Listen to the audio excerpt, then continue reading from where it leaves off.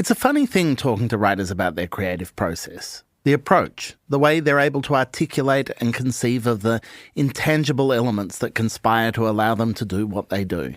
It sits somewhere between solid, functional, deliberate craft on the one hand and something altogether more nebulous, hand-wavy mystery. Some writers plan, others make it up as they go along. Some base character and incident on research, on lived experience, on the historical record. Others follow where the characters take them, constantly surprised, swept up by the muse. But one of the biggest divides lies in their approach to their writerly vocation. Most writers I've ever spoken to have the bug, this kind of need, an urge to write, that fuels their days. But some of them have come to it sideways, almost accidentally. Some writers start late. I've always taken comfort in people like Annie Proulx or Raymond Chandler, who don't even get started until they're in their 50s. But for some writers, like Rumaan Alam, it's there from the very start. The mythology in my own family, and who knows if it's true, is that I learned to read when I was 4. I was taught by a babysitter. And once that happened, I never stopped.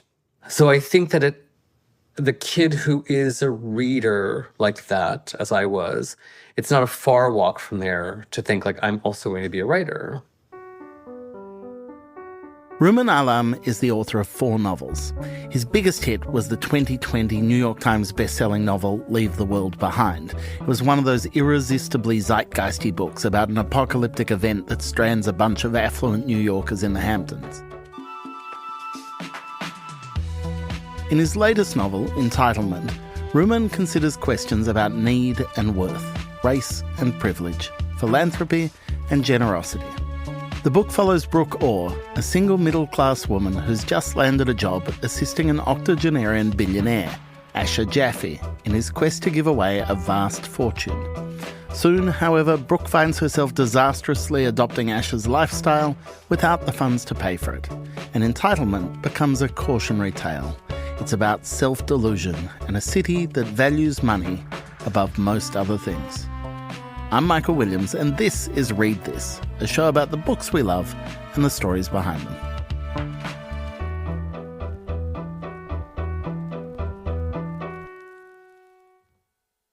Class is an element that's at play in all of Rumaan's novels, but perhaps most acutely obvious in Entitlement, where the whole idea of social status and wealth becomes an obsession for its main character, Brooke.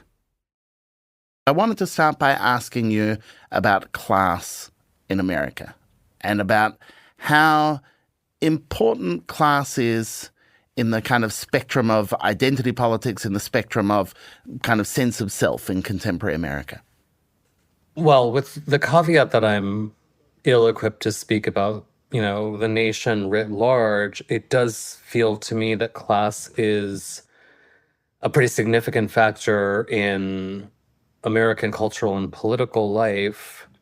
You see it in the kind of, I'm trying to think, the sort of performance conducted by someone like Trump, who is of a certain class, a moneyed, urbane class, and is able via language and all of these other signifiers to address and sort of be glorified by a quite different class of Americans. So that kind of cross-class thing, I think we've seen, and Trump is hardly the only politician who does this, because the political elite in this country on both sides of the political spectrum tends to be moneyed, highly educated people who have gone to school in Cambridge or New York, but they're able to mobilize these sort of coalitions or camps of voters who are sort of nothing like them by appealing to them with some language that seems to me very rooted in class.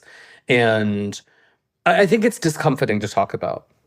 As complicated as it is to have a proper conversation in this country, and I'm sure in Australia as well, about racial politics, class politics feel even more slippery because you are sort of reducing huge segments of the population to these sort of ridiculous types based on all of these external factors. And yet I think it's also something that people understand is present. It's present in what your accent sounds like. It's present in what your name is like. And it determines so much of your experience of contemporary life.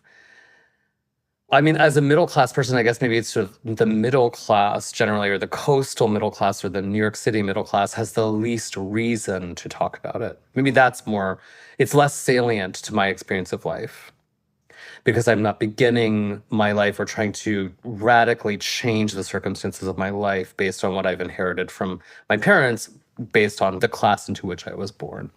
Part of how, from outside, it appears to play out in an American context, which is something that's very present in all of your work, I think, is around the idea of aspiration. You know, the thing that always staggers me as someone who's not an American is how often the political debate in your country, people seem to vote against self-interest. There is something about the idea that you might not be a millionaire, you might not be comfortably off, but one day you might get to be. In the American dream, it's possible that you are going to end up in this position of privilege. And as a consequence, you're going to vote with your aspirational self rather than your real self.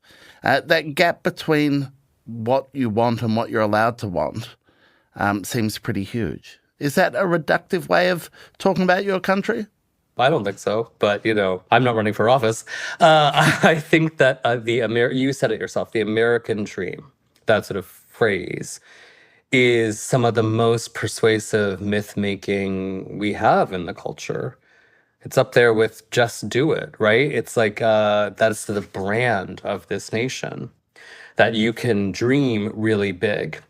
And the way that that has been sort of bent for the electorate by people who I think are ultimately quite cynical is to appeal to this childish idea that you may be a millionaire someday and that you should not do anything that might cost your future self in sort of tax consequence or something, which is obviously preposterous. And, but it's quite successful. People rail in this country, perfectly reasonable people rail against the idea of the state providing lunches to school children, which is crazy. It's crazy. They rail against things like inheritance tax, not really comprehending that the inheritance tax on 150 American families could completely change the way the American economy functions, because they imagine that someday I'm going to leave this money to my child, or that it will somehow affect me, but it's not going to affect you. It's going to affect the Walton family or Bill Gates, but it has nothing to do with me. As a novelist, how useful is the idea of desire and want and aspiration as a novelistic engine? It seems to be one that you are drawn to, is characters who hunger for things that are just out of reach or are denied them one way or the other. That schema's efficacy as like the engine of a novel is ultimately, that judgment is in the hands of the reader. I would say that as the writer, you can't help returning to your hobby horses. And you just sort of find yourself back in this same territory over and over again. I thought of my third book, Leave the World Behind, as being really distinct from my first two. And while it is formally, or in the sort of novelistic strategy, it is distinct, thematically, it's not.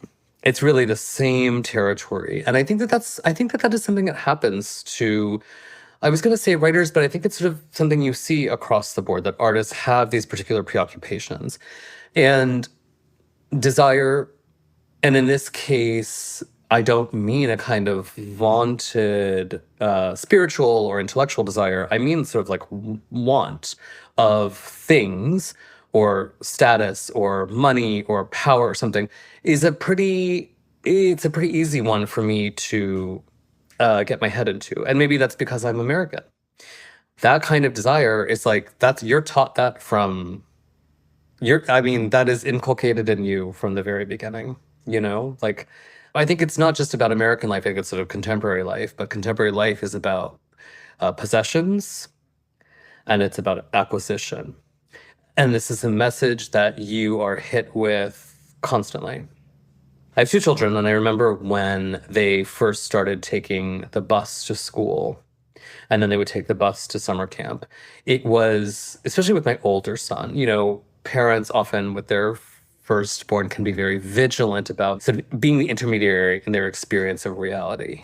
But then they slip out of your hands to go off to school to ride the bus, and they hear things like the radio. So this was a kid who had never seen the television, but would come home saying to me, I mean, he had said to me, this is like one of those stories that families love to tell. He had said to me, like, what are we doing for Toyota-thon? Right? Which is just a sales gimmick that he heard about on the radio on the way to summer camp. And so that kind of messaging about acquisition and buying is so persuasive, even to a little baby who doesn't know what you're talking about, who isn't going to buy a car. So I just think that's like it's part of the culture. That's what we want. There's nothing quite like being a parent to get that stuff reflected back to you as well. And you're right, it's a funny thing as they get older where you go from, if not controlling, at least being present for the entirety of their experience and the entirety of how they understand the world that they're in, to other influences coming in and completely kind of feeding in different ways, which is such a confronting thing, I think, as a parent. And that said, even if you sort of curate their experience of reality, with which we did, or we tried to do, as I think a lot of parents do, you read these books, like you watch 15 minutes of this show, you play with these organic wooden blocks. I remember when my older son was quite small, because it was before we had his brother, so he was 3 or less. And we saw a woman who lived across the street from us unloading sheets of drywall from the back of a van. And this little baby said, ladies can't do that. Which is such a startling thing to hear from your kid's mouth, especially when my husband and I are like, oh, we're raising these these are going to be like the great young men of the future. To hear him say this sort of startling thing. And my theory about that is that he was saying something he had seen in the pages of Richard Scarry. Yeah. Where those books, you see the dads with the tool belts, or they're the butcher or whatever, and the moms, the pigs or cows or whatever they are wearing aprons and they're cooking. And so kids are just trying to make sense of the world, and the world is trying to shape their understanding of that world. And it happens to you too. And as you're saying, I think when you see it happen to your kids, you realize the extent to which it has happened to you. I mean, Richard Scarry is a prime example. Such kind of rigid gender norms, but he'll still let a pig be a butcher, right. which seems like a strange job choice for a pig. I don't want to be judgmental, but that seems unkind.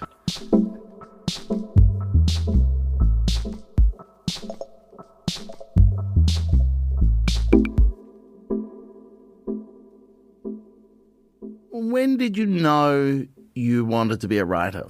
And what was the relationship between that moment and your experience as a reader?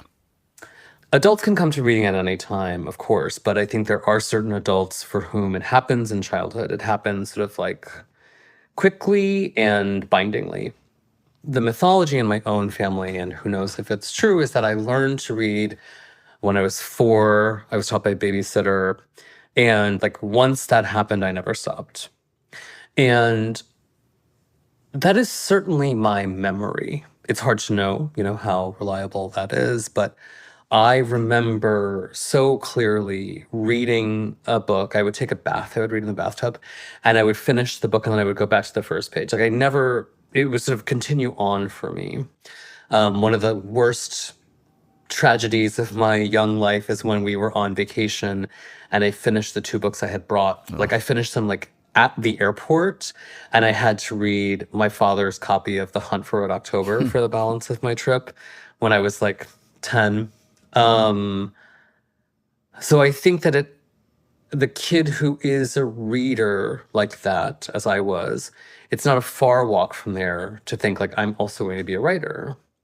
And I remember having this idea about myself like pretty young, before I even started school. And it was always the kind of story I told about myself and to myself. And so feels like an inevitability But of course, that's so silly because I was a little kid. So what did I know? You were a little kid who would lie in the bath and read a book. I mean, you had a certain kind of decadent self-knowledge there already, clearly. Yeah, a little princeling reading Judy Blume in the bathtub at 10. Magic. But I do, I think that like that stuff, it just becomes the story you tell yourself, right? To sort of make sense of your own life. But that is the story that I tell. And I think it's true that that sort of deep passion for reading was interconnected with an interest in writing or a desire to, I couldn't believe it. Like I read as a kid, Judy Blume, I read Harriet the Spy, which is Louise Fitzhugh. And then as I got older, I read like Agatha Christie, and I just couldn't believe it. It was like this idea that these people somehow had the ability. It just felt like magic. Yeah. And to be honest with you, I mean, I'm 47 now, and I still feel that way. I still feel that way. I was reading Katsia a couple of weeks ago, and I was like, this is crazy. Like, what am I reading? What is he doing to me? Like, how did this happen? How did this book that he wrote 30 years ago come to me now and, pick apart my brain? It's a very strange thing. And so, yeah, it's sort of a lifelong feeling about that. When we return, Rumaan explains why the genesis of Entitlement feels so singular and reveals how he manages his relationship with readers. We'll be right back.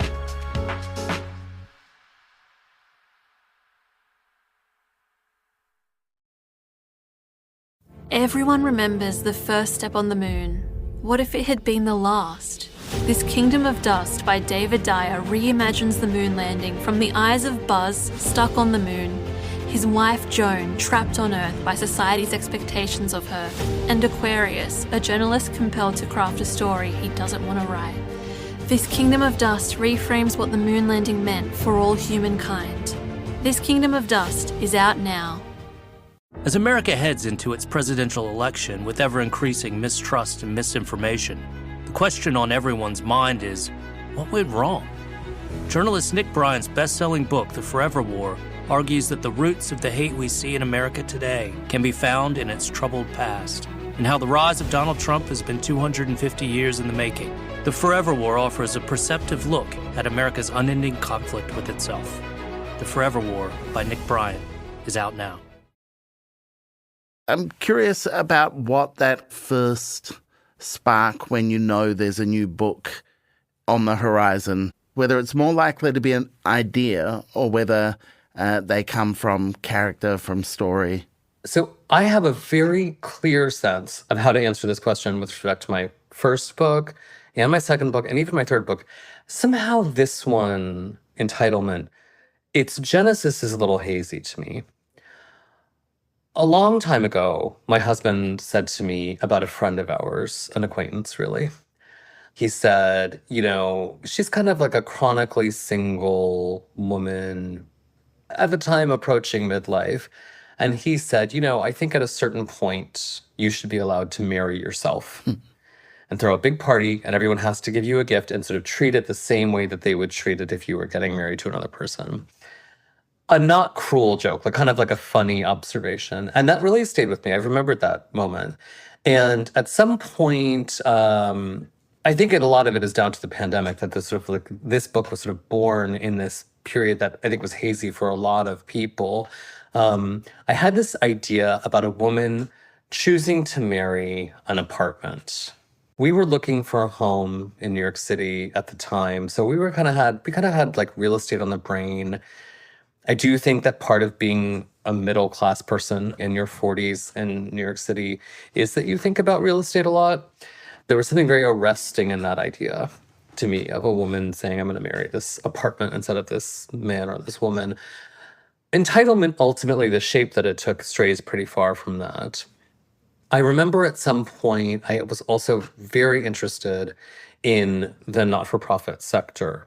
In particular, and there are quite a few of them, these sort of family operations where somebody who has acquired a fortune or someone who has inherited a fortune works with a lawyer and a couple of other people to disperse this particular fortune. I know somebody who is involved in this particular business, and the person for whom she works is quite extraordinarily wealthy and has extremely specific priorities in terms of their giving, their philanthropy. They're interested in very, very specific causes. And the Family Foundation is an extremely small group of people. I think it's this guy and his attorney and a friend of mine. And that was very interesting to me because you are able to really do something, to really affect something, but you also are just some guy with a checkbook. And for the most part, I think that these sort of investments are going to things that we can all agree are generally good, to microfinance, to researching breast cancer, whatever it is. These are good causes. But there is something very peculiar about the fact that just because this guy, who did not make this money, he inherited it, is able to channel a pretty significant fortune according to his whim. Again, not like a bad thing, but an interesting thing. Very interesting to me.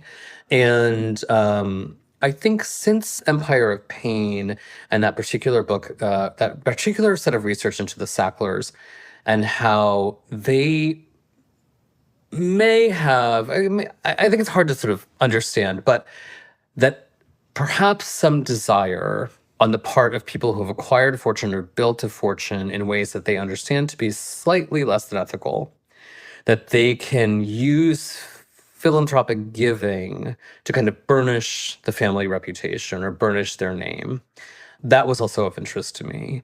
So I think what happens for me is that I have ideas that I'm interested in, and I need something to make them start happening. And I think with this particular book, with Entitlement, it was really situated in the character, that I had these two characters who sort of embodied these ideas. The idea of a young contemporary woman who wanted to sort of eschew traditional romantic and familial attachments and sort of wanted an apartment, and an older, wealthy man who was interested in the kind of ego flex of giving, of generosity. And I love that you described that philanthropic impulse as interesting but not bad, because I think part of what you do so beautifully in Entitlement is exactly that idea. You know, there is, I think, a natural impulse in our culture, even if not in our politics, to assume that an octogenarian billionaire is going to somehow be a dastardly figure or be motivated by things that are somehow render the philanthropy unworthy or render him suspect. And I think the way you've built the character of Asher Jaffe in this book is really interesting, because you go with interesting but not bad, I think, could be a mantra. Right, he's not a Bond villain, you know. I mean, we actually have those billionaires in this country, right? These Bond billionaires who want to go to space or live forever or whatever preposterous endeavor they have. I think of Asher. I mean, I'm very fond of Asher, maybe more fond of him than any person I've ever made up on the page.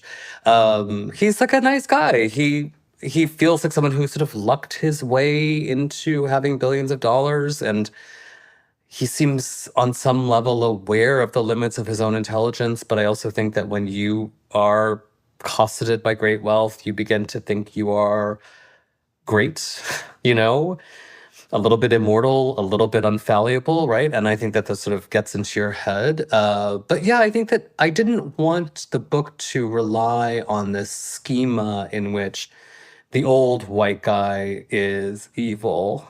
You know, it doesn't seem that interesting to me. He's not great. I mean, he does some, his behavior is more complex. And I think that's true of most people, right? Yeah. People are more complex than that, you know? I'm glad you mentioned his degree of self-awareness, because I do think for both him and for Brooke, the other kind of key protagonist in the book, that question about how aware they are of their own motivation, of the impact of their own behaviour. And thinking back to your earlier books, how fun is it to write characters who are less self-aware than you are as the authorial voice? Well, it's great fun because I get to exercise full control. I think that the challenge then And I mean, challenge isn't quite the word, but the particular risk is that then it's a question for the reader. The reader has to have her own perspective on the degree to which these characters are honest or trustworthy or likable or real, whatever. But people, that is how I think how people are. I think if you're writing a story for children or sort of like then it's, or a fairy tale or something, it's easy to understand sort of like black and white, good and evil, but the truth of reality is like a little more complicated, Asher is a very smart man who made billions of dollars in his lifetime, so he has to possess some sense of what he's doing. But also, I think that when you get to a certain point, or when he's of a very specific generation, it's possible to be slightly unaware of what you're doing or unaware of the ways in which you are exerting control over others. And I think the same is true for Brooke. She's not Asher's victim, certainly. If the book sees her undergo an unraveling, or if her fate is less than ideal, I also think it's true that she's driven herself to that fate. For the fourth time now, you've written a book that is utterly compelling and kind of a wonderful read that is going to stay with me for some time. I did have a moment reading Entitlement where I thought, there's no one quite like Rumaan for creating in me a sense of slowly ratcheting dread through the course of a book. A kind of reading Brooke and just thinking, oh no, don't do that. Why? The highest praise. I will acknowledge my particular debt in this particular instance to Sylvia Plath, because I did reread The Bell Jar. Of course, her posthumous legacy as a poet is really intact, but I sort of marveled at that novel on rereading it. That it was the product of someone who was so very young, and we only have that book, and it's full of dread. That atmosphere is very potent, and my sense of that book is that Plath is using that atmosphere to sort of depict the water in which she was swimming mentally and psychically, but also those were the terms of life for a woman at mid-century. And when I reread the book, I was like, God, I feel like oppressed just reading this book. Like the atmosphere of this book is so powerful. And that was something I really wanted Entitlement to hold. I'm thrilled that you felt that way. But what I hope is that you are able to walk with that realization to reality itself. What happens to Brooke, of course, it's a book, it's a novel, it's pretend. But the particular situation in which she finds herself is the situation in which we all kind of exist. Money sort of is the mitigating factor of all things in contemporary life. And that realization is so unsettling that I think once you have it, you either look away from it or you go crazy. Rumaan Alam's latest novel, Entitlement, is out now.